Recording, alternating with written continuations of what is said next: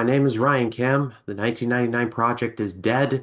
All the technology has been Y2K certified, and so we are safe to proceed into the year 2000 and the 2000 project. And joining me on this entire endeavor, once again from Notorious by Chance, it's Russell Howell. Russell, after a very long day, you've decided to join me for this whole endeavor. So thank you so much. You're welcome. Looking forward to talking about some of these movies, some more than the others. Yeah, it was a nice chunk this week, four movies. Looking forward to talking about 'em. So standard rules are going to apply with the 99 project. We're going to try and cover everything we can. We probably won't get to some, but that's not for a lack of trying.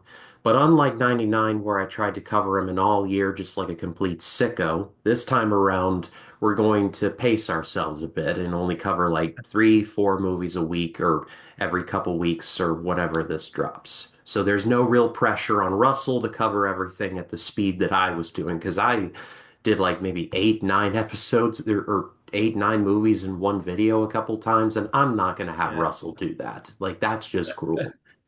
that's crazy. Like I said, I cheer your gumption for it. You're a completionist, and yeah, that's definitely a huge undertaking for sure.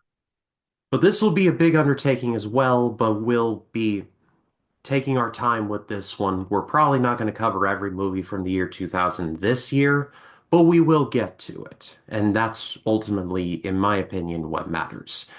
So we've got four movies to cover this week, and let's get into it. And well, it's not just a recent trend that January is the dump month. It's very obvious that even in the year 2000 it was the case.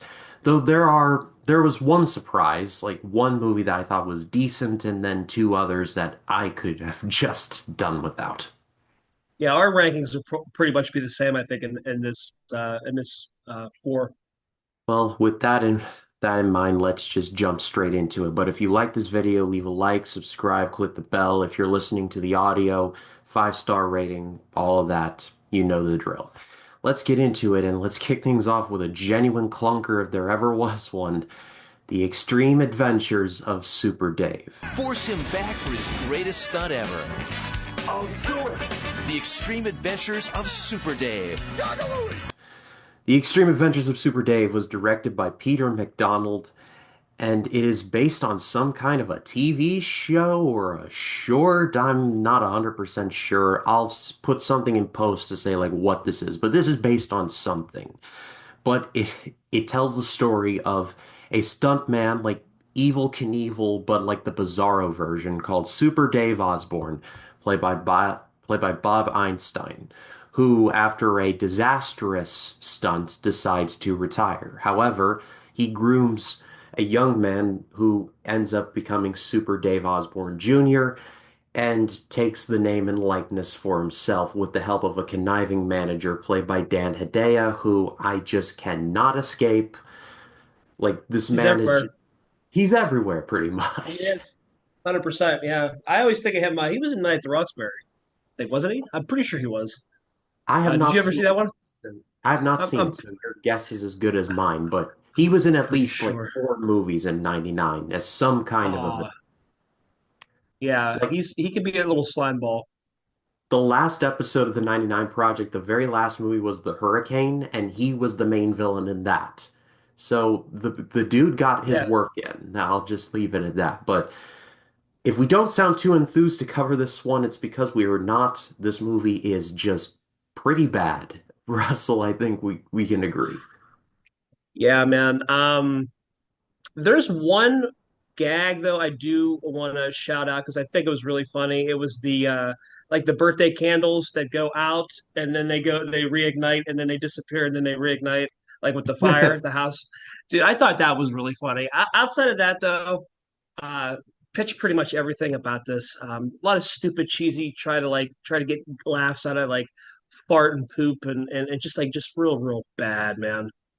I'll be the one guy who defends this one joke that I didn't think I would laugh at and I feel kind of guilty I did, but I did.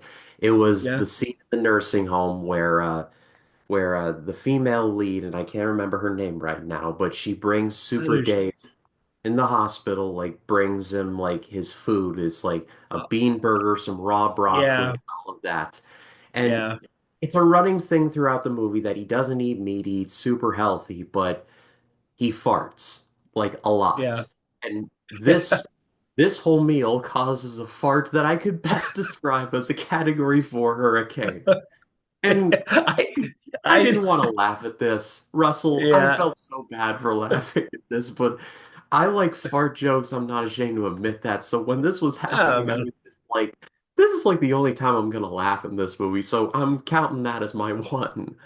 Yeah, that hey, I mean, more power to you. Like I said, the one I really liked was the house fire that would like it would go out and then would come back. It's like I thought that was hilarious. It was stupid, but I just thought that that was like the one. I'm like, if I have to go with something, try to take a positive out of this shit movie, that would be it.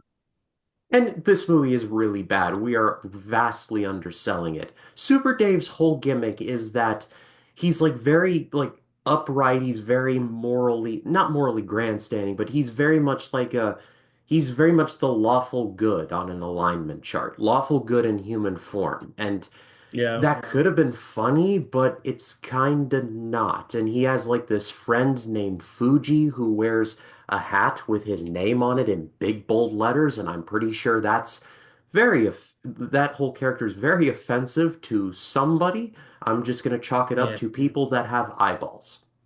yes. That again had this up in 2000, you couldn't do this now. I think a lot of people would absolutely tear this apart, this whole skit. But yeah, like I said, and then it's almost like, yeah, he's trying to be Mr. Good, but he's almost like too dumb too. Do you know what I mean? He could have like the wrestler Sting is looking at this guy like I could see this betrayal coming from a mile away. Like, what are you doing? And I'm just like at a certain point I'm like, this is BJ and I'm gonna turn him into Super Dave Jr. And it's like he takes everything from it. And I'm just like, even Stevie Wonder could have seen this coming. Like, what are we doing here, people?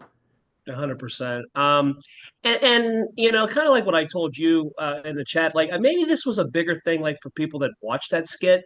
But having no, like, just like yourself, having no like dog in the race, so to speak. I never saw the skits, so I didn't know what we were getting into, and the fact that this movie was released direct to video kind of says what you need to know about this film.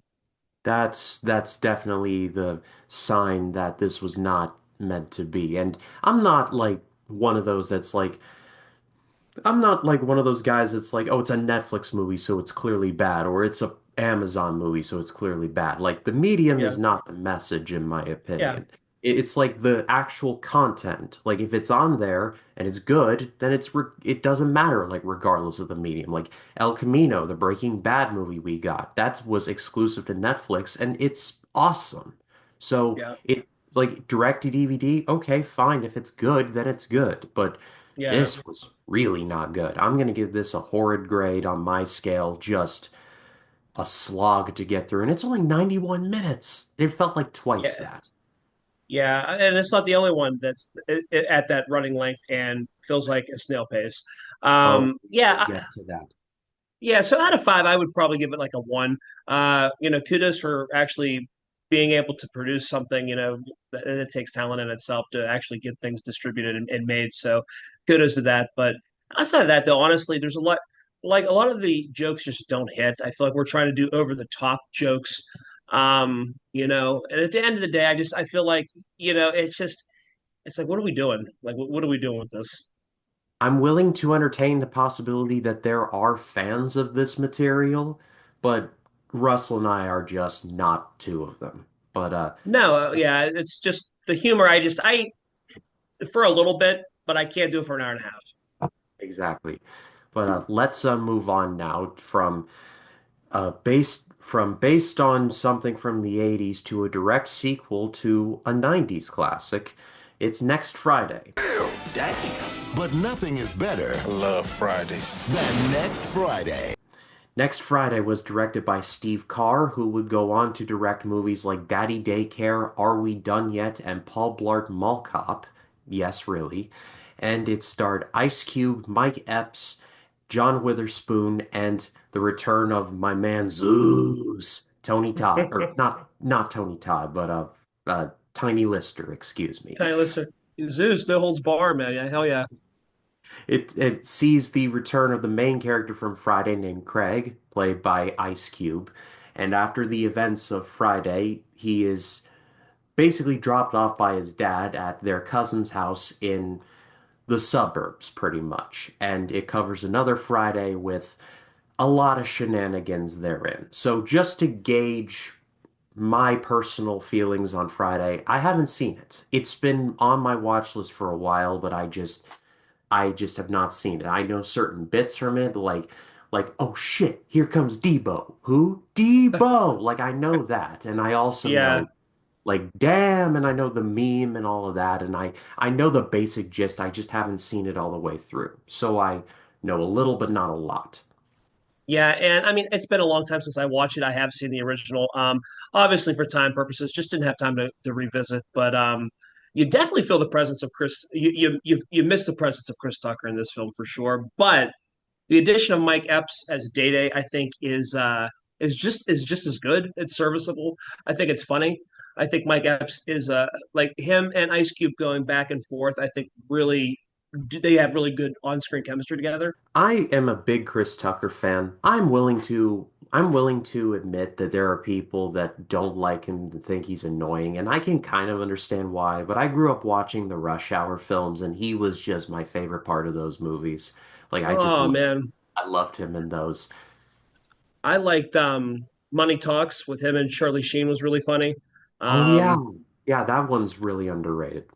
he was good in the Fifth Element. I mean, there's like things where I think he is. And Friday obviously was where I first got our first dose of Chris Tucker. But I think he's a really funny actor, um, who really just kind of disappeared after the late '90s and early 2000s surge. He just kind of disappeared. He was in Silver Linings Playbook in 2012 or 13. And I think he still Yeah. does stand-up comedy nowadays, but I mean, it seems like he's made his money and he's just disappeared, which I mean, if that is the case, then God bless him. Almost kind of like how Chappelle did with A Star Is Born. Kind of like was in their heyday, was in. But then obviously Chappelle still stayed in the business, but he just didn't go mainstream anymore because he didn't want to.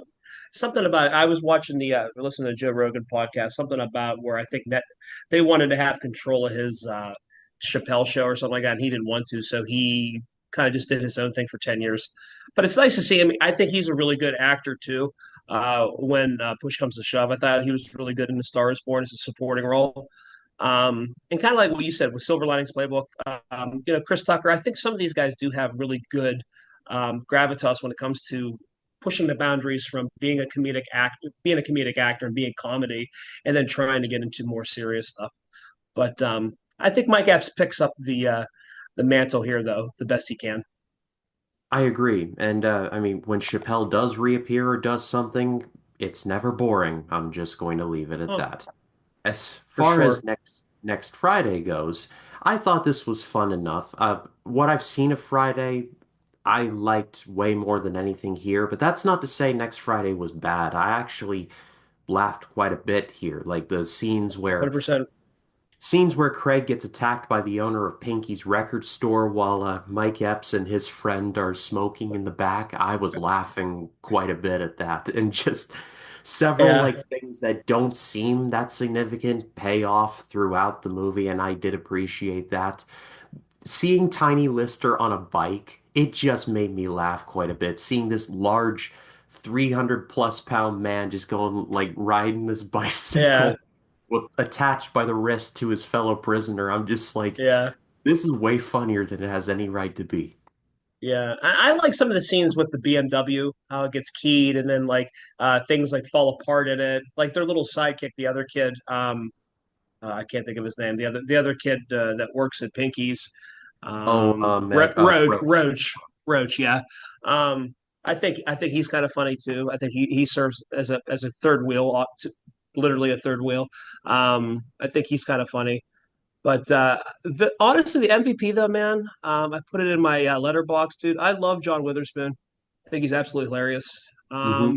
When he eats that burrito and he has all that hot sauce and he has to go take a crap, and or the fact at the beginning of the movie he falls and lands in a pile of dog shit, and, the whole time like he doesn't realize. Oh, it's man, I don't know. He's just like I said, John Witherspoon is just so hilarious. He's just so funny how he delivers. Um, and then yeah, he's like trying to go to the bathroom and like he's in traffic in LA. It's hilarious, man. It's really funny. Yeah, like good luck getting through any of that traffic, my good sir. But Yeah. I think the best way that I can describe this movie is dumb fun. And I think Yeah.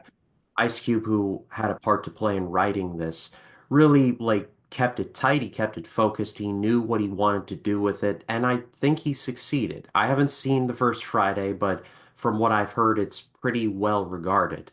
Like Ice Cube is secretly like he's a good actor at times. He's a very talented like musician and artist. I mean, NWA, like among other things. So Yeah. I think he is slept on just a bit, in my opinion. No, I agree. I like him in a 21 Jump Street series. I think he's really funny in that. Um, you know, the things that he does pop up in, I always like. I think it's funny. But I think what worked in the first Friday, I think Ice Cube knew that going into a sequel, and like you said, kept it tight, but also kept it true to what he thought the demographic or the audience, I should say, would want in a sequel. And I think he does a really fine job in a follow up to it. Have you ever seen any of the barbershop movies? I saw the first one. Let's see, I don't remember seeing the second one. Uh, there's only two of them, right? Three. There's Well, three of them. Okay, well, technically four. There's Barbershop 1, Barbershop 2, Back in Business. There's Beauty Shop, which I think is a spin-off with Queen Latifah. I'll have to look it up later. But then there's Barbershop The Next Cut, I believe it's called. really? Okay, I've only seen the first one, and I know the second one came out, and I missed that. But yeah, I was only familiar with two of them. Yeah, the first one was really funny though. As far as next Friday goes, I'm gonna give it on my scale a good rating. It's fun enough. It's not as good as the original, but I think there's like an energy of just play the hits and it'll succeed, and I think it succeeded.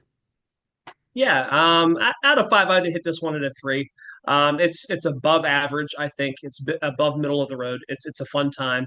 There are times where I was just laughing, like you said, the record store with Pinky's was really funny.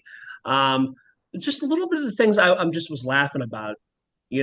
Just random stuff that I'll just sit there and I just chuckle at, and it's like it is a stupid funny. Like pretty much turn off the brain, watch the movie, and just react, have a fun time and kind of just don't take things too seriously. And I think it executes itself pretty well in that regard.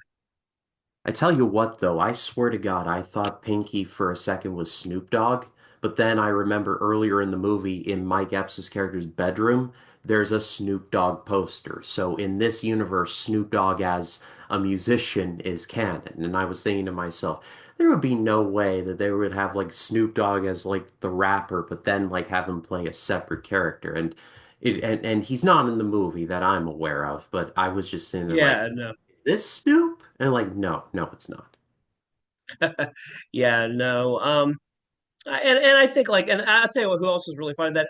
Their Uncle Elroy is pretty funny too. I Yeah, thought they all have different personalities, and I think that's why I think the movie is funny in regards to just being kind of different, just because of that. You have different characters. No two characters are the same in the film. I agree. Well, let's move on now to our favorite movie of the four we can mutually agree. And it's a movie I didn't expect much from, but I actually Yeah. enjoyed more than I was expecting. It's called Play It to the Bone.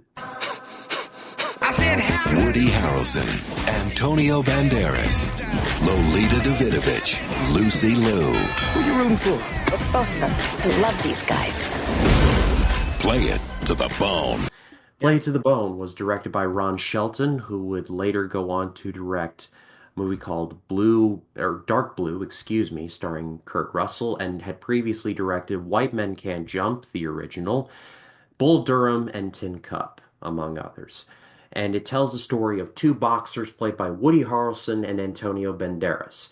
On the night of a huge fight in Las Vegas, main evented by Mike Tyson, you may have heard of him, two of the undercard fighters both die in freak accidents. And What are the out of, odds? yeah, we'll get to that, but out of desperation, the fight's promoter calls them both and says, you get a cash prize and a light heavy and a middleweight title shot if you can make it here in 6 hours.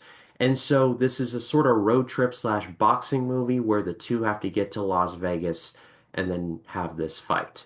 So this movie was secretly pretty good. And not to say this is like greatest of all time territory, but going into it totally blind, Russell, I walked Yeah. out of there like, wow, that was actually way better than I was expecting. I'm in the same boat because of the fact I did not see this film. I remember it. I remember of it. I remember obviously Harrelson and Banderas both in it. But obviously, and this is a shout out to the opening scene. I love the Vegas opening scene. I always love Vegas is just so beautiful. I just love the opening sequence of the film. I think it really just sets the tone. But the back and forth between Antonio Banderas and Woody Harrelson, I think, is really really funny. They jive well, and even the female um, sidekick. I can't remember her name. Grace, played by Grace, yes. Lolita Davidovich. I thought she was pretty good too, as kind of like somebody who was, a lover of obviously both of them. I thought Grace really, kind of brought out the both of them, like kind of brought out the best out of both of them. And the funny thing, like you and I were talking about, like what are the odds that these two that are going to have are going to be co-main events to the Tyson fight, both get killed right at the beginning of the film? It kind of reminded me of this little movie from 1995 called King Ralph, starring John Goodman, where at the very beginning of the film, the entire British royal family is killed in one photo shoot gone totally wrong. It's a there's a rainstorm and a electric and a like an electric thing. Like it's funnier in the movie. It's better than I'm describing it. But the royal family is so wiped out to the point that they have to find an American descendant in Ralph Jones, played by John Goodman. So not to Okay. that extreme, but this Yeah. movie's opening where it's like both your undercard guys, like semi-main event, I would say, are both taken out, one with a drug overdose and the other in a car accident. So it's Yeah. like extreme, like the chances of that, like are Oh, just like the promoter yeah. would just be crapping himself if that happened. You would have to go and take your money to the tables because you'd have a better shot at hitting that for a jackpot in Vegas than the two fighters that you have dying. But I thought the film, like I said, everybody, Tom Sizemore, supporting role, always really good to see when he was alive. I always thought he was a really good supporting actor. Lucy Liu's fantastic in this. I like Robert Wagner. There's a lot of good supporting roles, and there's a lot. It's crazy how much talent's actually involved in this film. Like I really didn't expect to see all the names, and then all the cameos in this film, like Rod Stewart, Kevin Costner. Shout out because of Tin Cup, obviously, probably, but it was kind of funny to see. Wesley Snipes, I believe, was a cameo too. White Men Can't Jump, and I'm actually connecting the dots as I'm talking about this. This is actually kind of funny. Um, but yeah, I just I liked it fine. I thought it was really really surprising. Mr. Shelton calling in his friends for a favor, I see. But Yeah, one of my favorite scenes of the movie is when Antonio Banderas is in the car and he's talking about there's a night where it involves him at Madison Square Garden. And I won't spoil it here in case you all are interested to check this out. But yeah, let's just say something happens, and when that something happens, it pretty much blackballs him. And yeah, I felt really sad for him because seems like a nice guy. I mean, he seems like really like rags to riches kind of thing because in Spain there was no boxing scene, so he had to move to America in order to get something out of it. And Yeah, so I appreciated that. There's a subplot in the movie where it's heavily implied and straight up said that Antonio Banderas' character was gay for like a year. And yeah. that would never fly today. And I'm not gonna be Oh like yeah. clutching pearls or anything. I'm just pointing out that you would never be able to get away with something like this today. You just couldn't. No, no, and you see that's the thing where like if you have like 'cause even like Woody Harrelson's character even makes like homophobic remarks, you know what I mean?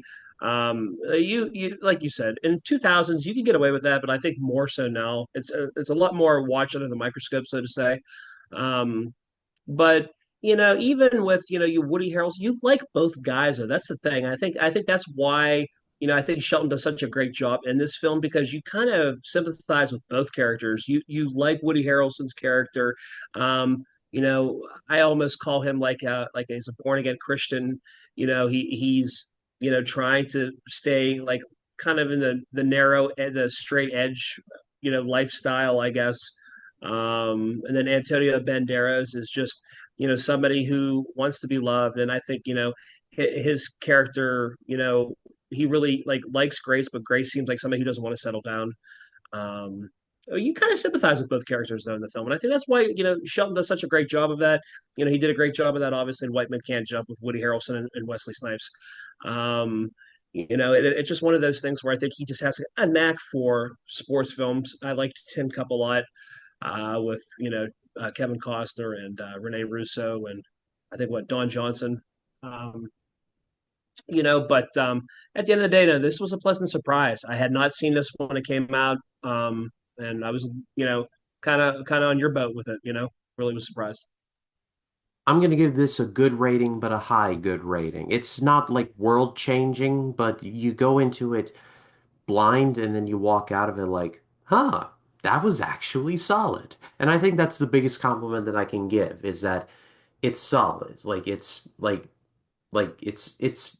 better than you expect. And I think that's the best that I could say about it. No, and I think that's I think that's pretty accurate. I would go like in between like a out of five. I'd go between a three, 3.5. I think it's solid enough. It's a little girthy in runtime. It's like 2 hours. I feel like you do get you get tired of it a little bit with the car driving and not enough boxing, but it is heavy boxing at the back end of the film. But overall, I like the character development between the two, Harrelson and Banderas, and even Grace's character. So. I'd say between a three, 3.5 out of five would be pretty accurate for me. Well, normally you would say we've saved the best for last. However, we have saved, well, not the worst, but one of the worst for last. It is Supernova. Coming for you. Here's a little something from me to you. Supernova. Supernova was directed by Walter Hill and Jack Shoulder, and it starred Angela Bassett, and we'll get to why she made a very dumb decision in just a second. James Spader, Robert Forster, and Lou Diamond Phillips, among others. It tells the story of a spaceship that is lost in the middle of space after responding from a distress signal where they're the only crew that can respond. Sound familiar to Alien much? And they end up finding a black hole, and a lot of things go bad in about the most uninteresting way that you could possibly imagine. Like you were talking about, Russell, this movie is 91 minutes long. It feels like three times that. And I love sci-fi. Oh, It's one of my favorite genres. I could not get into this one. no, I couldn't either. I almost, and I'll probably end up putting it on my letterbox. It's like insert boring space movie. I feel like during the 2000s, there was a huge stretch where everything was like outer space, like Mission to Mars or all these other different films that were like space driven. I just feel like they just I don't know. I feel like they just get really, really mundane and boring. They try to be, they over, try to like oversimplify things, I think, with like, plot and, curveballs thrown into the mix. I just, it was hard to get into, man. And this movie, they spent $90 million was the budget on this film, and it bombed hard in the box office. Yeah, I read about it in this book recently, and I can't remember the name of it now, but it was a big old book. It was written by a very big film critic out of London, where he talks about notorious box office failures, and Supernova was one of them. And when he talked about it, I'm like, oh, I gotta review this eventually. And well, let's just say that he did not disappoint. And like I said, this movie is just really uninteresting. When Paul W.S. Anderson directed a better version of this film, you know you have messed up somewhere, that being Event Horizon. And Yeah, I'll admit Event Horizon is not perfect, but yeah, I believe this movie is rated R, that being Supernova. yeah, yeah, And somehow Event Horizon, even in the edited version, which read all about it if you want to know just the hacking and slashing that went on with that little movie, like even yeah. the edited version is way more hardcore than this. Yeah, and to add to the box office bomb, 90 million. I think it only brought it brought just a little bit, a little hair shy of 15 million. It was like 14.8. Definitely a big, huge flop. And it's just, and Robert Forster's only in it for like a brief second. He's only in it right there at the beginning, and that was it. Um, you know, My and assumption is that he read the script and made a call about a filter for a Hoover shop vac. yeah, it just is one of those things where oh man, it's hard to get into. Um, and it's so like you feel like it's just like a hodgepodge of actors and actresses, man. Like Lou Diamond Phillips is randomly in this film. Angela Bassett, who could be in like, she was in How Stella Got Her Groove Back. Like she could be great when she wants to be, and this is just doesn't showcase how her acting talents at all. Um, James Spader will do anything, so that this really doesn't surprise me. You know what I mean? Look at the shitty Crash movie that came out in '95 or '96, Sex and Car Crashes. Man, that movie's really bad. Spader's just he's in pretty much anything. He just shows up. I mean, I personally love his version of Ultron from Avengers Age of Ultron. Like that's a movie I will defend till I'm blue in the face. But like Uh, I said, here it's like there's like no momentum. It's like everyone just has this like they're just floating around this spaceship with like nothing going on or like nothing that I could conceivably pick on. It's just I don't know. This movie's just bizarre. Like I almost feel like there's not even a plot like a lot of the time. yeah, it's really weird. Like they stop and then they're boarded by Peter. What's his last name? Drawing a blank.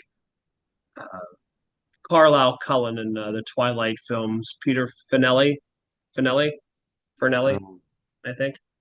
but Facinelli, Facinelli. yeah. Yeah. Then he boards, and then there's this mysterious like orb that has like power to it too, though. Like it can pretty much like grow your like bones and like all your like proteins in your body. It like almost like an anabolic steroids, pretty much. Like I don't know. Like you said, it's just really hard to follow. I think it tries to be way too complex, and it's just boring. There's no payoff to it, and it just kind of ends. I mean, it just kind of ends really abruptly. You know what I mean? It's like boom, there you go.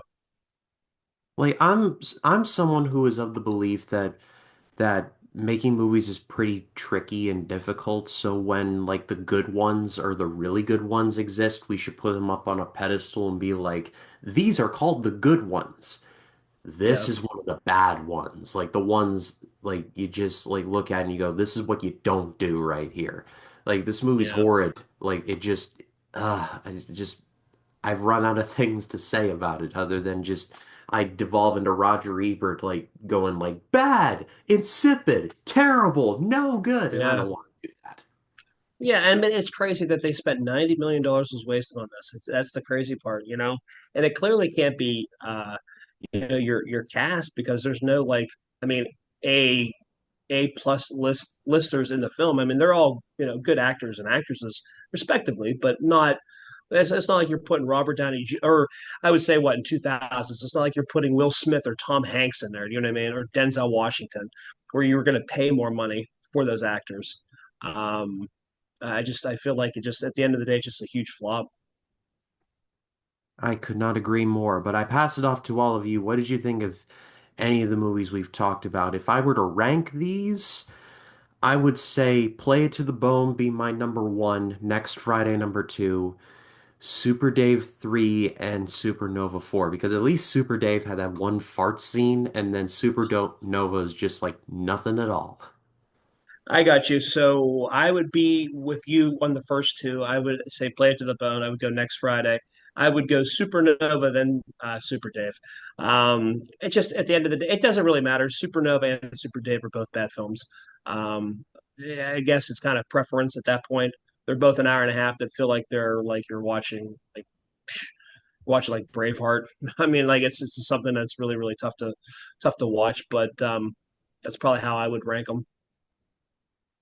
Well, what did you think of any of the movies we talked about? Let us know in the comments. We would love to read what you have to say. Russell, thank you so much for joining me every Friday. As always, you and uh, you and Chance got something cooking up. Yeah, we just released Field of Dreams. Also, it was the first time that I watched it. So if you want to hear my reactions to that, that's for our in memoriam episode honoring the late great James Earl Jones. We did Field of Dreams. And at the time of this recording, we have a Gerard Butler poll, which is probably it's pretty much going to be Den of Thieves at this point because it's like kind of just running away. We had action films with Gerard Butler, so we had a slew of films. We left out 300 deliberately because I felt like 300 was just going to be like a landslide.